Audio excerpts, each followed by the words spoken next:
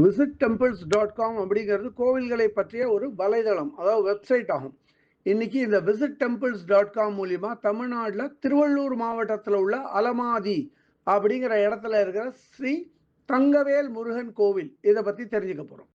அலமாதி எங்கே இருக்குது அப்படின்னா, அது சென்னையை அடுத்து திருவள்ளூருக்கும் ரெட் ஹில்ஸ்க்கும் இடைப்பட்ட பகுதியில் அமைஞ்சிருக்கிற ஒரு கிராம பகுதியாகும். அலமாதியில் உள்ள ஸ்ரீ தங்கவேல் முருகன் கோவில் வடக்கு நோக்கிய கோவிலாகும். சாலையோரமாகவே அமைஞ்சிருக்கு. இதில் படி ஏறுற வழியிலேயே ஒரு பெரிய வேல் 16 அடி உயரம் கொண்ட தங்க நிற வேலை அப்படியே பதிச்சிருக்காங்க. கோவிலோட கோபுர பகுதியில் ஸ்ரீ வள்ளி தேவசேனா சமேத முருகன் இவரோட வர்ண விக்கிரகங்கள் மற்றும் சிவன் பார்வதி மற்றும் முருகனின் கல்யாண கோலம் இந்த வர்ண விக்கிரகங்களை பார்க்க முடியும். கூடவே அங்கே ஒரு படி இருக்கு, 6 படி மேலே ஏறி தான் போனோம். படி ஏறுற இடத்தோட 2 பக்கத்துலையும் 2 வர்ண துவார பாலகிகள் விக்கிரகத்தை பார்க்க முடியும். பக்தர்கள் 6-7 படி மேலே ஏறி இந்த வடக்கு வாசல் வழியா கோயிலுக்குள்ள போனா முதல்ல வடக்கு நோக்கி ஸ்ரீ விநாயகரோட ஒரு விக்கிரகத்தை ஒரு பீடத்து மேல அமர வச்ச மாதிரி பார்க்க முடியும். அதுக்கு வலது பக்கத்துல கிழக்கு நோக்கி ஒரு சிவலிங்கம் காணப்படுறது. இந்த சிவலிங்கம் ஸ்ரீ அமுதீஸ்வரரோட சிவலிங்கம். இந்த சிவலிங்கம் நாகாபரணத்தோட பார்க்கறதுக்கு கண்ணுக்கு அவ்வளோ பிரமாதமா காட்சியளிக்கிறார். சிவலிங்கத்தை பார்த்து ஒரு சின்ன நந்தி வாகனமும் அதோட சேர்ந்து ஒரு நெய்வேத்திய பீடத்தையும் பார்க்க முடியும். இங்க கிழக்கு நோக்கி ஸ்ரீ அமுதீஸ்வரரோட ஒரு சிவலிங்கம் இருக்கு அப்படின்னு சொன்னேன். அமுதீஸ்வரர் சிவலிங்கம் பக்கத்திலேயே தெற்கு நோக்கி அம்பாள் விக்கிரகம் காணப்படும். அம்பாளோட பேரு இங்க ஸ்ரீ அமுதாம்பிகை. ஸ்ரீ அமுதாம்பிகை அம்பாள் தெற்கு நோக்கி நின்ற கோலத்துல காட்சியளிக்கிறார். அம்பாளை நோக்கி ஒரு சின்ன நந்தி வாகனத்தை பார்க்க முடியும்.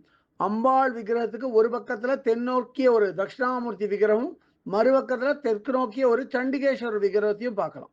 இங்க ஸ்ரீ அமுதீஸ்வரரா பார்க்கப்படும் சிவலிங்கத்துக்கு பின்பக்கத்துல உள்ள செவுத்துல லிங்கோத்பவர் மற்றும் இமயமலையிலேருந்து கொண்டு வந்த ஒரு சிவலிங்கம் மற்றும் காமதேனு இந்த விக்கிரகங்கள்ல செவுத்துல பதிச்ச மாதிரி பார்க்க முடியும்.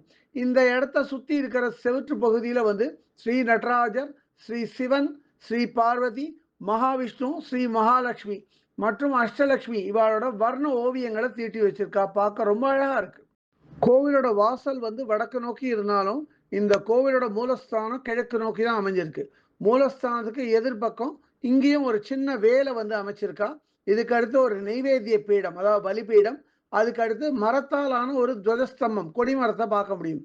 மூலஸ்தானத்தை நோக்கி ஒரு மயில் வாகனத்தை அமைச்சிருக்கா ஒரு பீடத்து மேல. கோவிலோட மூலஸ்தான பகுதியும் பார்க்க பிரமாதமா இருக்கு. தங்க தகடுகள் பதிச்சு மேல் பகுதியில கஜலட்சுமி விக்கிரகத்தை அப்படியே தங்க தகட்டுல பதிச்சிருக்கா. 2 பக்கத்துல 2 துவார பாலகர்கள் இருக்கா. ஒருத்தர் கடம்பன், மற்றொருவர் இடும்பன். 2 பேருமே விக்கிரகங்களுமே தங்க பூச்சி பூசி பிரமாதமா இருக்கு பார்க்க. இந்த கோவிலோட மூலஸ்தானம் கிழக்கு நோக்கி இருக்குன்னு, கிழக்கு நோக்கி இந்த மூலஸ்தான பகுதியோட உட்பகுதி மொத்தமுமே தங்க தகடுகள் பதிச்சு பார்க்க ரொம்ப பிரமாதமா ஜொலிக்கிறது. இந்த மூலஸ்தானத்துல நின்ற கோலத்துல மூலவரான ஸ்ரீ தங்கவேல் முருகன் ஒரு மலர், அதாவது தாமரை மலர் மேல நின்ற கோலத்துல காணப்படுறார். இவரோட 2 பக்கத்திலையும் இவரோட துணைவிகளான ஸ்ரீ வள்ளி மற்றும் ஸ்ரீ தேவசேனா காணப்படுறார். இந்த தங்கவேல் முருகன் சர்வ வல்லமை கொண்டவர் என்றும் இவர் தன்னை நாடி வரும் பக்தர்களுக்காக எதையும் செய்யக்கூடியவர் அப்படின்னு சொல்றார். இந்த கோவிலோட மூலஸ்தானத்துக்குள்ளேயே 2 உற்சவமூர்த்தி விக்கிரகங்களை பார்க்க முடியும். 2 உற்சவமூர்த்தி விக்கிரகங்களுமே ஸ்ரீ வள்ளி மற்றும் ஸ்ரீ தேவசேனாவோட காணப்படுறார்.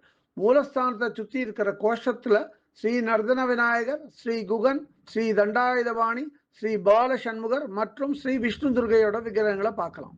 கோவிலோட வடக்கு நோக்கிய வாசல் வழியா பக்தர்கள் உள்ள வந்தா வெளிப்பிரகாரத்துல முதல்ல ஒரு நவகிரக சன்னதி இருக்கு. ஒரு சதுர பீடத்து மேல நவகிரக சன்னதி அமைச்சிருக்கா. இந்த நவகிரக சன்னதியை பக்தர்கள் பிரதட்சணமா வலம் வர வசதி இருக்கு. அதுக்கு பக்கத்திலேயே மேற்கு நோக்கிய ஒரு பீடத்து மேல சனீஸ்வர பகவான் தன்னோட வாகனத்தோட நின்ற கோலத்துல காணப்படுறார். சனீஸ்வர பகவான் விக்கிரகம் பக்கத்திலேயே மேற்கு நோக்கி ஸ்ரீ நாகாத்தம்மன் விக்கிரகத்தை பார்க்க முடியும். அதுக்கு பக்கத்திலே சப்த கன்னிகைகள், அதாவது சப்தமாதாவோட விக்கிரகங்களை பார்க்க முடியும். இவா யார் யாரு அப்படின்னா, இவா பிராமி, மகேஸ்வரி, கௌமாரி, வைஷ்ணவி, வாராகி, இந்திராணி மற்றும் சாமுண்டியாவா. சப்தமாதா, அதாவது சப்த கன்னிகைகள் விக்கிரகம் பக்கத்திலேயே ஸ்ரீ ஆஞ்சநேய சுவாமியோட மேற்கு நோக்கிய விக்கிரகத்தை பார்க்க முடியும். கிழக்கு வாசலை ஒட்டி ஒரு சின்ன பீடம் அமைச்சு அது மேல 18 சித்தர்களோட விக்கிரகத்தை வச்சிருக்கா. இந்த 18 சித்தர்கள் யார் யாருன்னா, அவர் இடைக்காடர், சட்டைநாதர், கொங்கணர், பதஞ்சலி, குதம்பை சித்தர், பாம்பாட்டி சித்தர், சுந்தரானந்தர், கருவூரார், வான்மீகர், தன்வந்திரி, கொரக்கர், கமலமுனி, மச்சமுனி, திருமூலர், ராமதேவர், அகஸ்தியர், போகர் மற்றும் சிவபாக்கிய சித்தராமா இவ எல்லா விக்கிரகங்களுமே மேற்கு நோக்கி அமைச்சிருக்கா. கோவிலோட பிராகாரத்துல வடக்கு நோக்கி ஸ்ரீ ராமலிங்க வள்ளலார், அதுக்கடுத்து ஸ்ரீ மகா அவதார பாபா, இவரை சிலர் ஸ்ரீ முருக பாபா அப்படின்னு அழைக்கிறார். அதுக்கப்புறம் ஷிரடி சாய்பாபா, பக்கத்திலே காயத்ரி தேவி மற்றும் ராகவேந்திர சுவாமியோட விக்கிரகங்களை பார்க்க முடியும். இதுல பாக்கி எல்லா விக்கிரகங்களுமே வெள்ளை கல்லால் ஆனது. காயத்ரி தேவி விக்கிரகம் மட்டும் கருப்பு கல்லால் ஆனது. பஞ்ச முகமும் 10 கைகளை கொண்டது இங்க காயத்ரி தேவியோட விக்கிரகம். அதுக்கு அடுத்து இங்க ஸ்ரீ புத்தர் அமர்ந்த கோலத்துல, அதாவது ஒரு விருட்சத்துக்கு கீழே அமர்ந்த கோலத்துல வர்ண விக்கிரகத்தை பார்க்க முடியும். இதுக்கு பக்கத்திலேயே வடக்கு நோக்கி ஸ்ரீ சமயபுரத்து மாரியம்மனோட விக்கிரகத்தை பார்க்க முடியும் 10 கைகளோட. ஏன் சமயபுரம் மாரியம்மன் சொல்றான்னா, தக்க சமயத்துல தன்னோட பக்தர்களுக்கு வேண்டிய வரம் கொடுத்து உதவுறதுனால இங்க சமயபுரத்து மாரியம்மன் அப்படின்னு சொல்றான். இதுக்கு அடுத்து கோவிலோட பிராகாரத்துல கிழக்கு நோக்கிய ஒரு சன்னதி இருக்கு. இந்த கிழக்கு நோக்கிய சன்னதி ஸ்ரீ ஐயப்ப சுவாமியோட சன்னதி. ஐயப்ப சுவாமி சன்னதிக்கு அடுத்து காமாட்சி அம்மனோட விக்கிரகத்தை பார்க்க முடியும். ஸ்ரீ காமாட்சி அம்மனோட விக்கிரகமும் கிழக்கு நோக்கி தான் இருக்கு. இதே அடுத்து ஸ்ரீ ஸ்வர்ண ஆகர்ஷ்ண பைரவரோட விக்கிரகமும் இருக்கு கிழக்கு நோக்கி. அதுக்கு பக்கத்திலேயே ஸ்ரீ கோவிந்தனோட விக்கிரகம் கிழக்கு நோக்கி நின்ற கோலத்துல காணப்படுறார். அதுக்கடுத்து வெளிப்பிராகாரத்துல தெற்கு நோக்கிய ஒரு சன்னதி இருக்கு. இந்த தெற்கு நோக்கிய சன்னதி ஸ்ரீ நடராஜரோட சன்னதி. இங்க ஸ்ரீ நடராஜர் தன்னோட துணைவியான ஸ்ரீ சிவகாமி அம்பாளோட காணப்படுறார். இந்த கோவில் வளாகத்துக்குள்ளேயே கோவிலுக்கான தேர் இருக்கு. கோவில் வாகனங்களையும் இங்கேயே நிறுத்தி வச்சிருக்கா.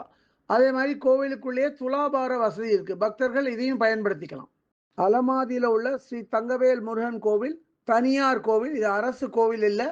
இந்த கோவிலை இந்த அலமாதியில ஸ்தாபிதம் பண்ணி நிர்வகித்து வருவரோட பேரு திரு பி சிவகுமார் சுவாமிகள். இவர் ஓய்வு பெற்ற மிக மூத்த IAS அதிகாரி ஆவார். இவருக்கு கூட நின்று துணை புரிந்து உதவி செய்து வருவர் இவரோட மனைவி திருமதி சிவசாந்தி. இவர் 2 பேருக்கும் நமது பாராட்டுதல்கள். கோவிலை மிகவும் திறமையாகவும் ரொம்பவும் சுத்தமாகவும் நிர்வகிச்சுட்டு வரா.